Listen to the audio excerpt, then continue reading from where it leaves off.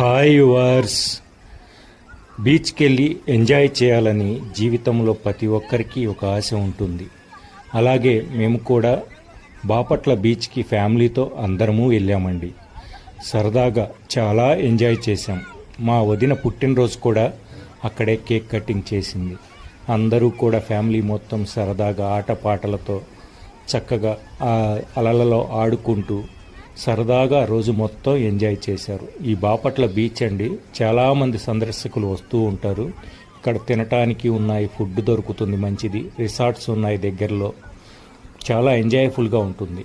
మీరు కూడా ఫ్యామిలీతో ఎంజాయ్ చేయాలనుకుంటే ఒక్కసారన్నా ఈ బాపట్ల బీచ్ లేదా మీకు దగ్గరలో ఉన్న బీచ్కి ఒక్కసారన్నా ఫ్యామిలీతో వెళ్ళి ఎంజాయ్ చేయండి.